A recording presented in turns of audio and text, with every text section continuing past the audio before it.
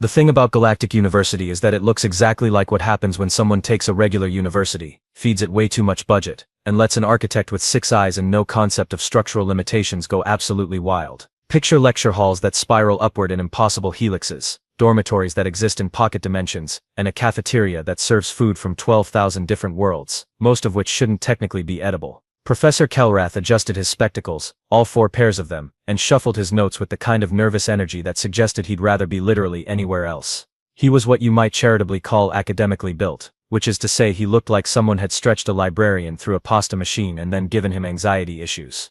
His species, the Thylorians, were known throughout the galaxy for 2 things: their incredible ability to catalog information, and their complete inability to handle anything more dangerous than a particularly aggressive houseplant. Welcome to Advanced Xenobiology, he announced to his classroom of about 30 students, representing species from across the known galaxy. Today we're going to discuss something truly fascinating, and completely theoretical, thank the void. Class 12 Deathworld species. The students settled into their various seating arrangements. Some sat in chairs, others floated in containment bubbles, and one particularly gelatinous individual simply spread across the floor like a very attentive puddle. In the 3rd row, looking remarkably unremarkable among this collection of galactic diversity, sat Jake Martinez. Jake was human, obviously, though nobody in the room seemed to have figured that out yet. He'd enrolled as an exchange student from Sol 3, and apparently the university's administrative AI had filed his paperwork under humanoid bipedal, probably harmless. Which, to be fair, was technically accurate on 2 out of 3 counts. He was average height, average build, with the kind of brown hair and brown eyes that made him look like he'd been designed by a committee that had run out of interesting ideas. He wore a standard university hoodie and jeans, carried a backpack full of notebooks and energy drinks, and had the general appearance of someone who'd rather be playing video games but had promised his parents he'd get a degree. The irony, of course, was that Jake was currently the most dangerous thing in the room by several orders of magnitude. But he was also worried about his midterm in quantum literature next week, so priorities. Now Professor Kelrath continued, his voice taking on the tone of someone discussing urban legends around a campfire. Class 12 worlds are purely theoretical constructs. We believe they represent the absolute upper limit of what evolution could produce under the most hostile conditions imaginable. The species that might evolve on such worlds would be, well, they'd be absolute monsters. A student near the front, a crystalline being whose name was allegedly Zephyr, but sounded like wind chimes having an argument, raised what might have been a hand. Professor, surely you're exaggerating. Evolution has limits. Oh my dear Zephyr, Kelrath said, his 4 eyes gleaming with the kind of academic enthusiasm that usually preceded someone getting way too into their subject. You have no idea. According to our models, a true Class 12 species would be capable of persistence hunting, tool use, tribal cooperation, and something our xenopsychologists call berserker states. They'd be pack hunters with the intelligence to plan ambushes and the physical capability to pursue prey across continental distances. Jake shifted uncomfortably in his seat, mainly because he'd done exactly that last weekend during a campus-wide capture the flag event. His team had won, obviously. Furthermore, the professor continued, warming to his theme, they'd likely consume toxins for recreational purposes, deliberately expose themselves to stellar radiation for cosmetic reasons, and possibly even, and this is purely theoretical, mind you, they might actually enjoy experiencing fear and pain as entertainment. Jake thought about his Netflix queue, which was currently heavy on horror movies and action flicks, and decided maybe he should keep his mouth shut for a while. The professor's voice dropped to a whisper that somehow carried to every corner of the room. In short, students, a true Class 12 Deathworld species would be the stuff of nightmares. Thank the void, they're completely theoretical. 30 pairs of eyes, give or take depending on species, focused intently on the professor. Well, 29 pairs. Jake was mostly wondering if the vending machine outside had restocked those spicy chips he liked. Professor Kelrath cleared his throat, a sound that came out as a sort of musical wheeze, thanks to his species' unusual respiratory system. Now then, let's begin with the theoretical physiological characteristics of these hypothetical apex predators. He pressed a button on his desk, and a holographic display materialized above the students' heads. The image showed a bipedal figure that looked suspiciously like someone had asked an alien to draw a human based on secondhand descriptions from someone who'd only seen humans in horror movies. Notice the forward-facing eyes. Kelrath pointed with a laser pointer that trembled slightly in his grip. Classic predator configuration. These theoretical beings would have binocular vision optimized for tracking prey. And look at those dental structures, not quite fangs but designed for tearing flesh. Omnivorous, naturally, which means they'd be adaptable to any environment. Jake glanced at his own reflection in his phone screen. Yep, forward-facing eyes. He'd never really thought of them as particularly predatory before. But when you put it that way, a student in the back row raised a tentacle. This was Quill, whose species looked like someone had crossed an octopus with a nervous breakdown and given it a college education. Professor, what about their cognitive capabilities? Surely such aggressive physiology would come at the cost of intelligence. Kelrath's laugh was the sound of wind chimes having a panic attack. Oh Quill, that's the truly terrifying part. According to our theoretical models, these creatures would be highly intelligent. Tool users, capable of complex planning and abstract thought. They'd be smart enough to coordinate attacks, set traps, and even develop weapons. Jake's backpack, which contained his laptop, 3 different types of energy drinks, a pocket knife, and a small can of pepper spray he'd forgotten about, suddenly felt a lot heavier. But surely, interjected Zephyr, whose crystalline form was practically vibrating with skepticism, intelligence would moderate their aggressive tendencies. Civilization would temper their violent nature. The professor's 4 eyes widened, and he made a sound that might have been laughter if laughter could be haunted. My dear students, this is where the theoretical models become truly disturbing. These creatures wouldn't just be violent, they'd be systematically violent. They'd organize their violence, refine it, turn it into an art form. They'd create complex social structures entirely designed around the application of controlled aggression. Jake thought about football, boxing, mixed martial arts, action movies, video games, and that time his entire dorm floor had organized a Nerf war that lasted 3 days, and involved increasingly elaborate tactical planning. He was starting to see the professor's point. Furthermore, Kelrath continued, clearly getting into his stride now, they'd likely practice something called persistence hunting. This is a theoretical hunting strategy where the predator doesn't try to outrun its prey. Instead it follows the prey at a steady pace for hours, days or even weeks, never stopping, never giving up, until the prey literally dies of exhaustion. Several students shifted uncomfortably. One of them, a small fuzzy creature named Blob, who looked like a cross between a hamster and a throw pillow, made a sound that was probably whimpering. Jake, meanwhile, was remembering last semester when he'd followed a particularly attractive classmate around campus for 3 days trying to work up the nerve to ask her out. Which, now that he thought about it, probably did look a lot like persistence hunting from the outside. He'd eventually given up when she'd started taking alternate routes to class, but still, the most terrifying aspect, the professor continued, his voice dropping to a whisper that somehow made the room feel colder, is something our Xena psychologists call the berserker state. Under extreme stress, these theoretical creatures would enter a psychological condition where they become completely immune to pain, fear, and rational thought. They'd fight until they won or died, and they'd do it with a smile on their faces. Jake remembered the time he'd played floor hockey with a separated shoulder, and hadn't noticed until someone pointed out he was bleeding through his shirt. He'd finished the game, naturally. His team had won in overtime. Fascinating, whispered Quill, taking notes with 6 tentacles simultaneously. And you're certain these creatures are purely theoretical? Professor Kelrath nodded vigorously. Absolutely certain. The galaxy has been thoroughly surveyed, and we've encountered no evidence of any species matching these parameters. Thank the void for that, because according to our models, if such creatures existed, they'd be the most dangerous predators in known space. Jake raised his hand, mostly because he was starting to feel a little insulted by the whole most dangerous predators thing. Excuse me, Professor, but isn't this all a bit, I don't know, exaggerated? I mean, intelligence usually comes with empathy, right? Maybe these theoretical creatures would be more cooperative than you think. The entire class turned to stare at him. Professor Kelrath blinked all 4 eyes in sequence, which was apparently what his species did when processing something unexpected. Well, the professor said slowly, that's actually a very astute observation, Mr. Martinez. Jake Martinez. Yes, Mr. Martinez. You raise an interesting point about the relationship between intelligence and empathy. However, our models suggest that these theoretical creatures would have evolved empathy as a social tool, not as a limiting factor.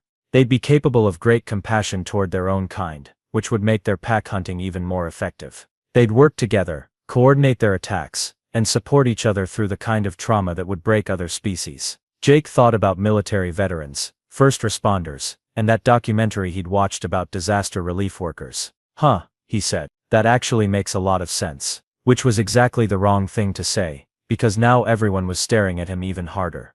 The uncomfortable silence stretched for about 10 seconds, which in classroom time is roughly equivalent to 3 geological epochs. Professor Kelrath finally cleared his throat again, producing that same musical wheeze, and turned back to his holographic display. Yes, well, moving on, he said, clearly eager to escape whatever weird moment had just happened. Let's discuss the theoretical hunting behaviors of these creatures in more detail.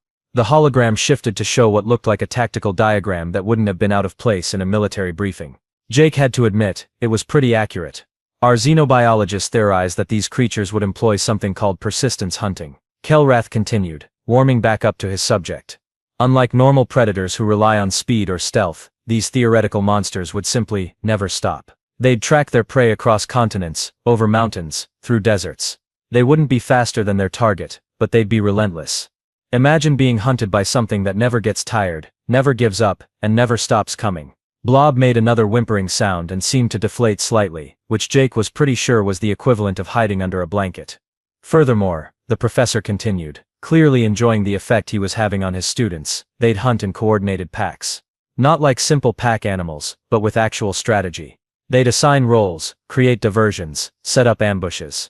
One group would drive the prey toward another group lying in wait. They'd communicate during the hunt using complex vocal signals. Jake thought about every team sport he'd ever played, every group project he'd coordinated, and that one time his dorm had organized a campus-wide scavenger hunt that had required military-level logistics. He was starting to understand why his species might seem a little intense to outsiders. Zephyr's crystalline form was definitely vibrating now, but Jake couldn't tell if it was fear or excitement. Professor, how would such creatures handle prey that fought back? Surely they'd retreat when faced with resistance. Kelrath's 4 eyes gleamed with the kind of academic enthusiasm that should probably come with a warning label. This is where it gets truly fascinating. According to our models, resistance would actually make them more dangerous. They'd have something we call escalation protocols. Light resistance would make them more focused. Heavy resistance would trigger what we've termed the berserker response.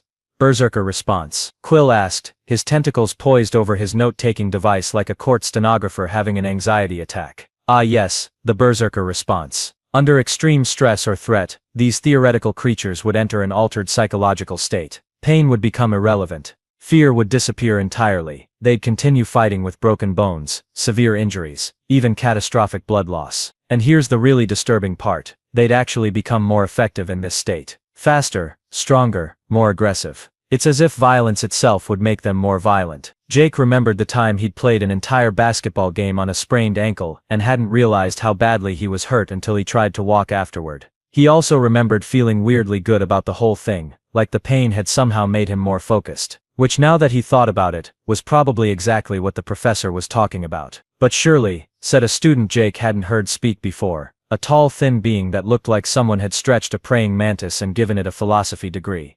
Surely such aggressive tendencies would make them incapable of complex civilization. They'd destroy themselves before achieving spaceflight. Professor Kelrath actually rubbed his hands together, which produced a sound like sandpaper being enthusiastic. Oh, that's the most terrifying part of all. These creatures wouldn't be mindlessly violent, they'd be selectively violent. They'd organize their aggression, systematize it, turn it into institutions. They'd probably have entire social structures dedicated to practicing controlled violence, competitive combat for entertainment, ritualized fighting as a form of problem solving. They might even develop something like professional warfare. Jake thought about the Olympics, the UFC, football, hockey, boxing, military academies, martial arts, competitive gaming, paintball, laser tag, and that documentary he'd watched about medieval tournaments. Huh, he said, mostly to himself. Unfortunately, he said it loud enough for everyone to hear. You seem remarkably knowledgeable about theoretical predator psychology, Mr. Martinez, observed Zephyr.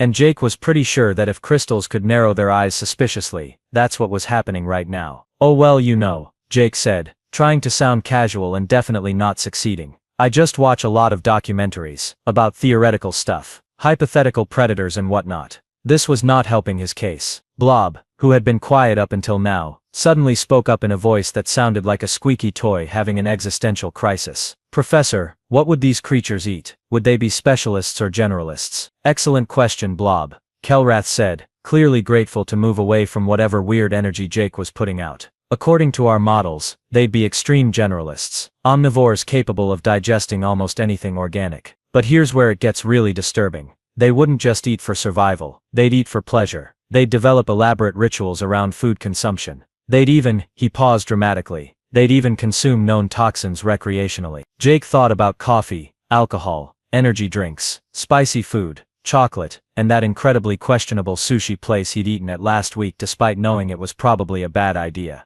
What kind of toxins? Blob asked, his squeaky voice barely above a whisper. Well, theoretical toxins, of course. Alkaloids like caffeine and ethanol. Capsaicin compounds. Complex sugars in quantities that would be lethal to most species. They'd probably even seek out foods that cause pain, just for the sensation. Jake, who had eaten ghost pepper wings for fun last weekend, and was currently sipping an energy drink that contained enough caffeine to kill a small horse, decided this might be a good time to stop contributing to the conversation entirely. Most disturbing of all, Professor Kelrath continued, building to what was clearly his favorite part of the lecture. They'd probably combine these toxins with social bonding rituals. Group consumption of dangerous substances as a form of community building. Can you imagine? Creatures so dangerous that they'd poison themselves for fun, and so social that they'd make it a party activity. Jake thought about every college party he'd ever attended and realized that yes, when you put it that way, it did sound pretty terrifying. That's when Quill asked the question that changed everything.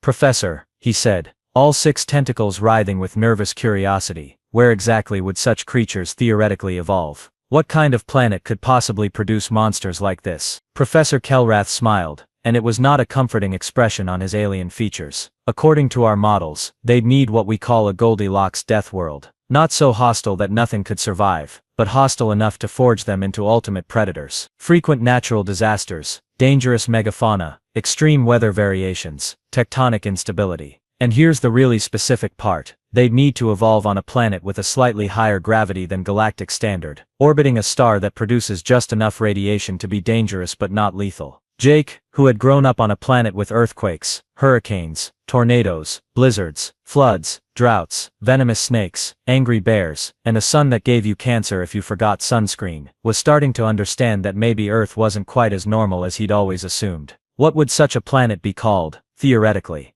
Quill asked. Professor Kelrath consulted his notes. Well, according to our theoretical models, the inhabitants would probably call it something deceptively simple. Something that sounds peaceful but masks the underlying horror. They'd probably call it something like dirt or ground, or he paused, checking his datapad, Earth. And that's when Jake realized he might have a problem. The silence that followed Professor Kelrath's casual mention of Earth stretched on for what felt like several ice ages. Jake could feel his heart doing that thing where it tries to escape through his throat, which was probably not helping his case as definitely not a Deathworld predator. Earth, he repeated slowly, trying to sound like he was just academically curious, and not like someone who had grown up there. That's a very specific theoretical name. Oh yes, Professor Kelrath said, clearly pleased with his own thoroughness. Our xenosociologists have developed incredibly detailed models. They've even theorized about the kinds of flora and fauna such a world might produce. Shall we take a look? Before Jake could suggest that maybe they didn't need to get that specific, the professor was already pulling up a new holographic display. What materialized above their heads was a collection of plants that Jake recognized immediately because he was currently growing half of them in his dorm room. Behold, Kelrath announced with the kind of dramatic flair usually reserved for horror movie reveals, the theoretical flora of a Class 12 Deathworld. Notice how each specimen has evolved multiple defense mechanisms. This one, for instance, produces a compound called capsaicin that would cause excruciating pain to most galactic species. The hologram was showing a pepper plant. Jake had 3 of them on his windowsill. Blob made a sound like a deflating balloon. It looks so innocent though. That's the insidious nature of Deathworld evolution, Kelrath explained, warming to his theme. These plants would appear harmless, even attractive, but they'd be absolutely lethal. This specimen here produces a stimulant so powerful it would cause cardiac arrest in most civilized species. Jake looked at the coffee plant rotating slowly in the hologram, then at the half-empty energy drink sitting on his desk. He was pretty sure he'd had 4 of them today, which was actually showing restraint for a Tuesday. And this, the professor continued, highlighting what was clearly a mint plant, produces a compound that would feel like liquid fire to most respiratory systems. The theoretical inhabitants of this world would probably use it to clean their mouths. Jake thought about the toothpaste sitting in his bathroom and decided this conversation was getting out of hand.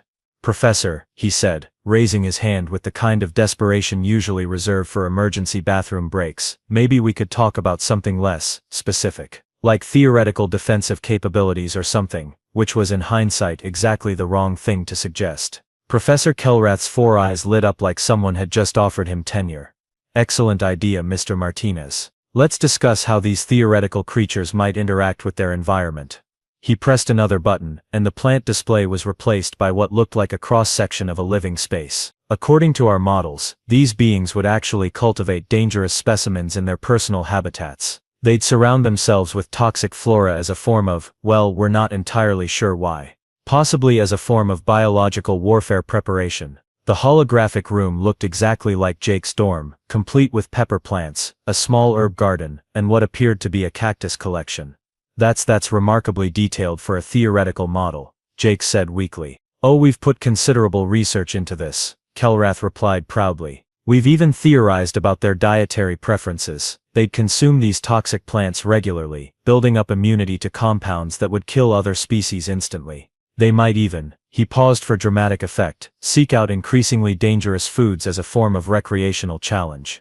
Zephyr's crystalline form was practically humming with academic excitement. Professor, surely that's impossible. No intelligent species would deliberately poison itself for entertainment.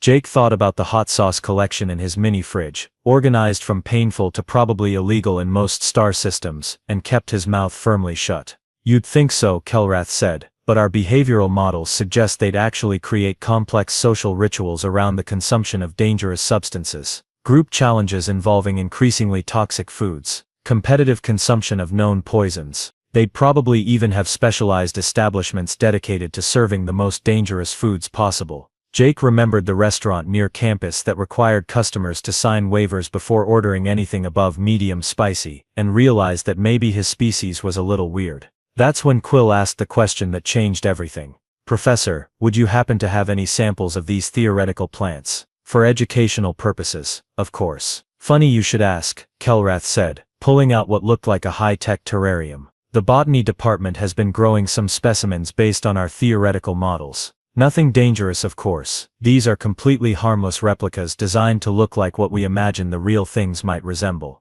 He opened the container, and the smell of fresh basil, mint and jalapenos filled the room. Jake's mouth started watering immediately, which was probably the first sign he was about to make a terrible mistake. Fascinating, breathed Zephyr.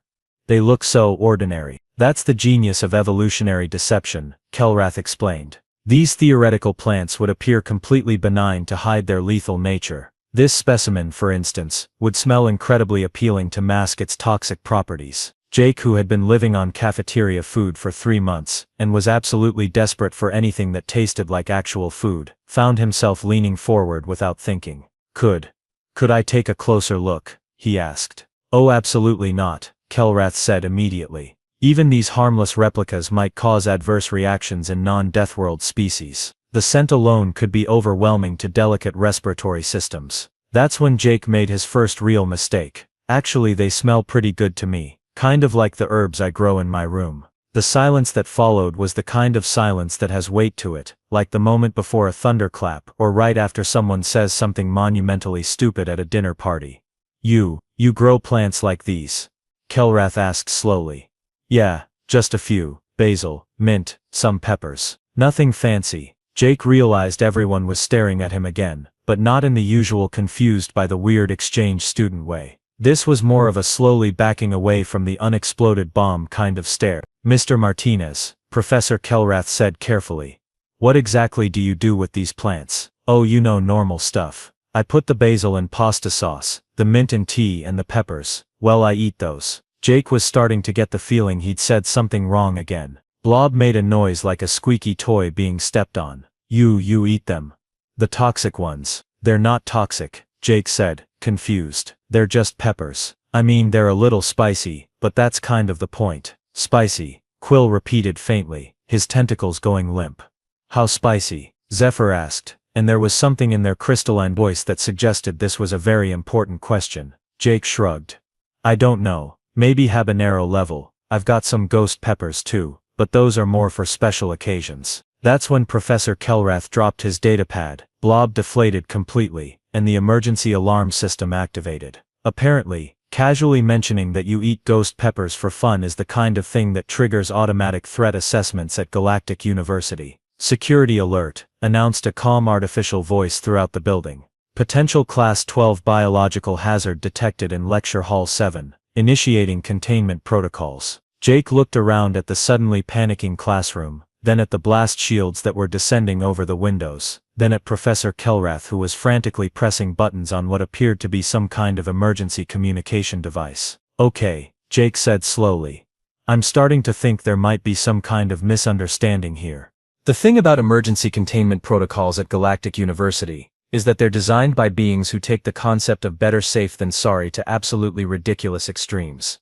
Within 30 seconds of the alarm activation, the lecture hall had been sealed tighter than a pharaoh's tomb, bathed in sterilizing light that made everyone look like they were auditioning for a low-budget sci-fi movie, and filled with enough warning announcements to make a paranoid android have an anxiety attack. "Attention," the calm AI voice continued, apparently unaware that it was causing mass hysteria. "Class 12 biological entity detected. All personnel maintain minimum safe distance of 50 meters. Do not make direct eye contact. Do not attempt communication. Xenobiology emergency response team has been notified." Jake looked around the room, trying to figure out where this mysterious Class 12 biological entity was hiding. His classmates had all pressed themselves against the far wall like they were trying to phase through it. Professor Kelrath was speaking rapidly into what appeared to be a panic button, and Blob had actually managed to squeeze himself under a desk, which was impressive considering he was roughly the size of a beanbag chair.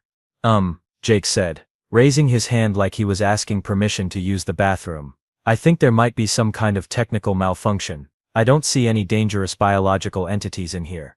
That's when Professor Kelrath looked at him with all four eyes wide with the kind of expression usually reserved for watching natural disasters on the news. "Mr. Martinez," he said very carefully, like he was defusing a bomb with his vocal cords, "what planet did you say you were from?" Jake felt that sinking feeling you get when you realize you've been misunderstanding something fundamental for a very long time. "Sol 3, he said slowly, "also known as Earth." The silence that followed was so complete it had its own gravitational field.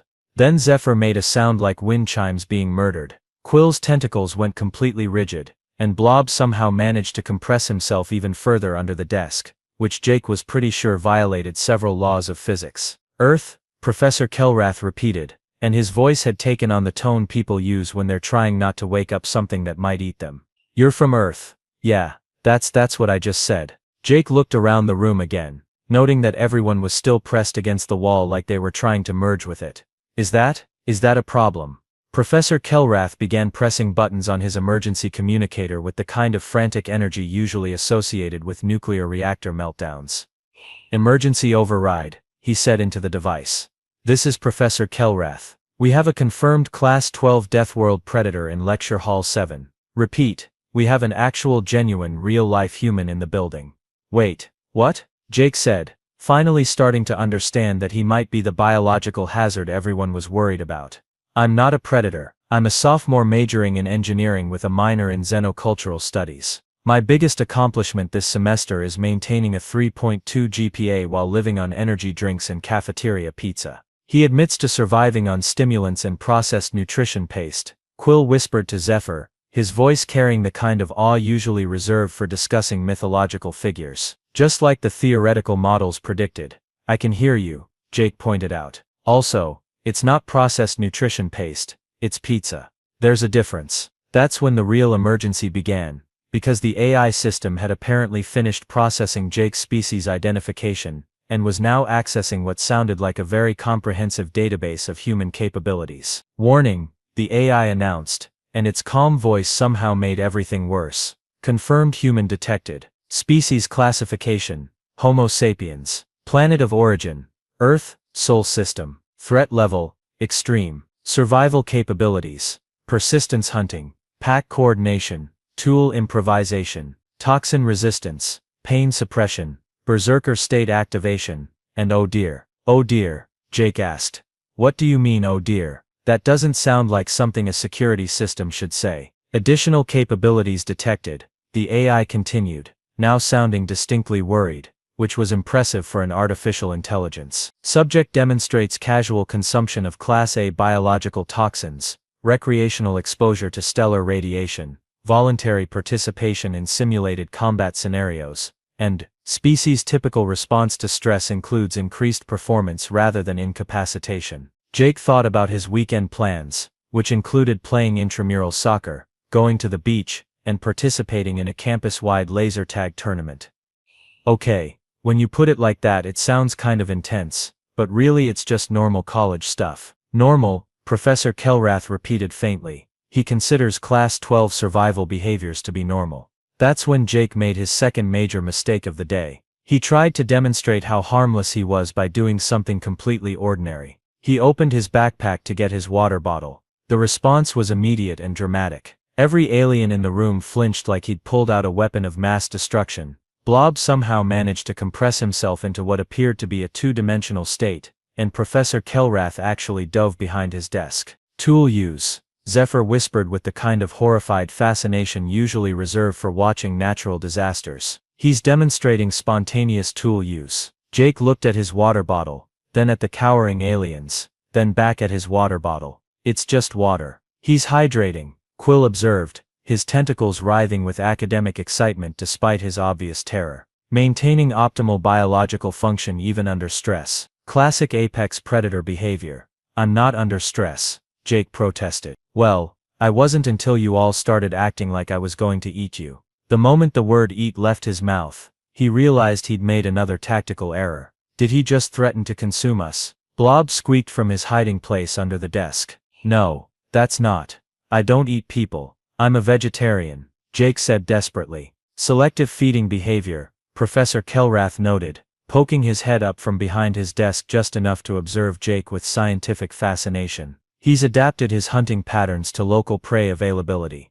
That's not what vegetarian means. That's when the emergency response team arrived, and Jake learned that Galactic University's idea of handling a Class 12 biological hazard involved a lot more weapons than seemed strictly necessary for dealing with one confused college student. The blast doors opened to reveal what appeared to be an entire military unit in full hazmat gear, carrying equipment that looked like it had been designed for subduing kaiju, rather than containing one slightly bewildered human. Nobody move, announced the team leader through what sounded like several layers of protective filtration.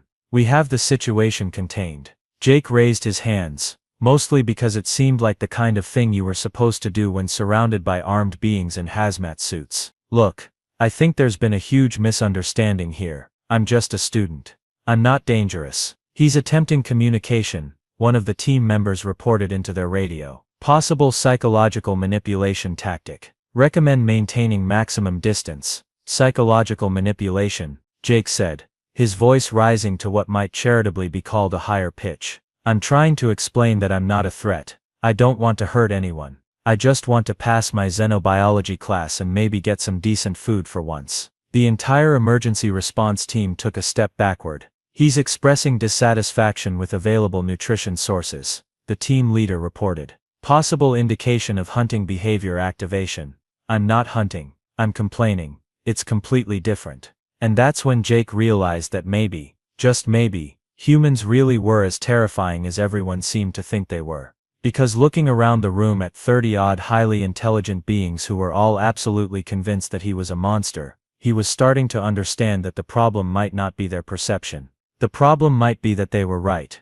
3 hours later, Jake found himself sitting in what the university generously called a secure consultation room, but which looked suspiciously like the kind of place where they interrogated people in spy movies. Across from him sat Dean Vorthak, a being who resembled what would happen if someone crossed an octopus with a filing cabinet and gave it administrative authority. The good news was that nobody was pointing weapons at him anymore. The bad news was that this was apparently because they determined that conventional weapons wouldn't work anyway, so why bother? So Mr. Martinez, Dean Vorthak said, consulting a datapad that had grown considerably thicker in the past few hours, it seems we have something of a unique situation. That's one way to put it, Jake said. He'd been offered what the university called stress relief refreshments, which turned out to be a cup of something that tasted like liquid cardboard and a plate of what appeared to be edible foam.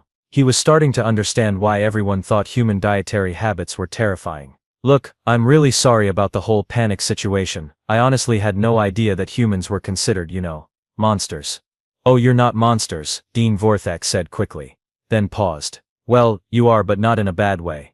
More in a professionally terrifying but academically fascinating way. Jake wasn't sure that was better. The thing is, the dean continued, we've been studying theoretical Deathworld species for decades. Humans have been the gold standard for hypothetical apex predators. Our entire xenobiology curriculum is based on your species. and now it turns out we've had one of you attending classes for 3 months without anyone noticing. To be fair, Jake pointed out, I did list my planet of origin on my application. It's not my fault your admissions AI filed me under probably harmless.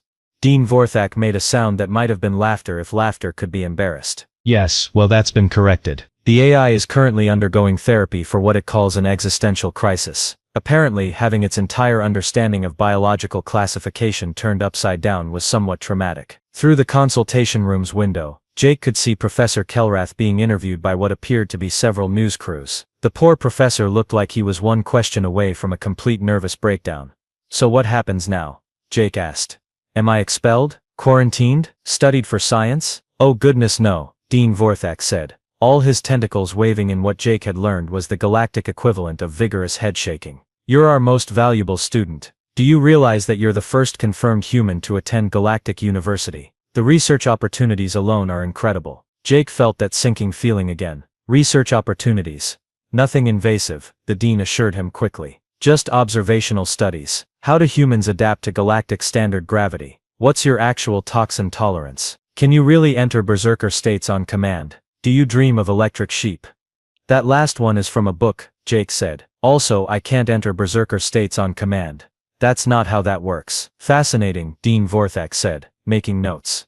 So the berserker response is involuntary. What triggers it? Jake thought about this seriously. I don't know, really bad traffic, slow internet, when the cafeteria runs out of pizza. Dean Vorthak's tentacles went rigid. You enter combat readiness states over resource scarcity. No, I get annoyed over minor inconveniences. It's completely different. But the physiological response is me sighing heavily and muttering under my breath. Dean Vorthak stared at him for a long moment, then made more notes. Remarkable. Even your stress responses are more controlled than our theoretical models predicted. That's when there was a knock on the consultation room door, and Professor Kelrath peered in nervously. Dean Vorthak. The news crews are asking if they can interview Mr. Martinez. Apparently his story has gone galactic. Something about the Deathworld predator who just wanted to pass his classes. Jake groaned and put his head in his hands. I'm never going to live this down, am I? Probably not, Dean Vorthak admitted. On the bright side, we're establishing a new department of human studies with you as our primary research subject. Full scholarship, private dormitory, unlimited meal plan, and a salary for participating in observational studies. Jake looked up. Unlimited meal plan, with access to Earth-standard spices and preparation methods. Can I grow my own herbs?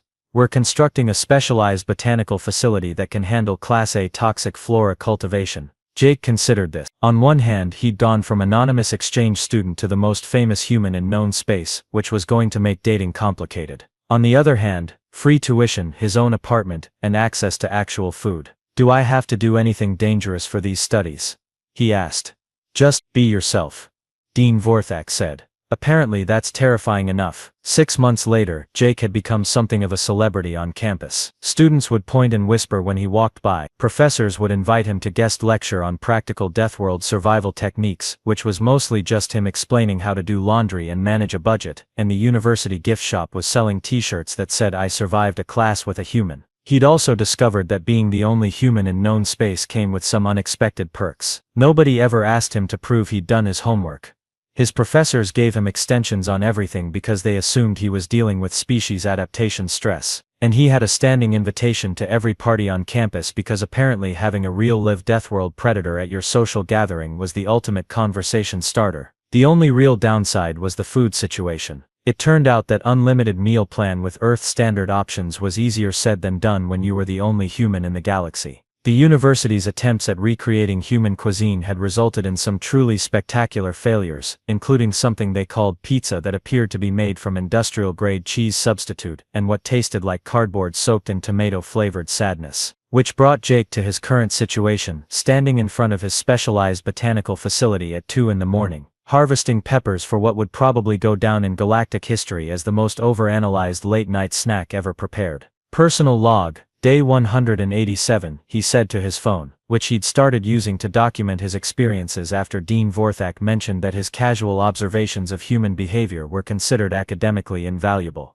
I'm making salsa at 2 a.m. because the cafeteria's interpretation of spicy food is apparently cottage cheese with a single flake of red pepper. Tomorrow I have to explain to Professor Kelrath's advanced xenobiology class why humans put hot sauce on everything. I'm pretty sure they think it's some kind of chemical warfare preparation ritual. He paused, looking at the ghost peppers he'd been growing, which had achieved legendary status among the university's faculty as the most dangerous biological specimens in contained cultivation. You know what the really weird part is? He continued. I'm starting to understand their point. When you really think about it, we are kind of terrifying. We eat poison for fun, we exercise until it hurts because we enjoy it, we watch movies specifically designed to scare us, and we consider all of this normal. Maybe we really are monsters. He bit into a ghost pepper, chewing thoughtfully while his eyes watered. On the other hand, he said, reaching for his homemade salsa, if being a monster means I get to eat actual food and have my own apartment, I can live with that. From his dorm room across campus, he could hear the sound of his neighbors having what sounded like a party. Tomorrow they'd probably ask him to stop by, because apparently nothing made a galactic university party complete like having an apex predator show up with snacks. Jake grinned, wiping ghost pepper juice from his hands with the kind of casual disregard for chemical burns that had made him famous throughout known space. Besides, he said to his phone, someone's got to teach these guys how to make decent food. Consider it cultural exchange. And if that cultural exchange happened to terrify an entire galaxy while simultaneously making him the most popular student on campus, well, Jake could live with that too. After all, he was human. Being accidentally terrifying while trying to be helpful was basically his species' specialty.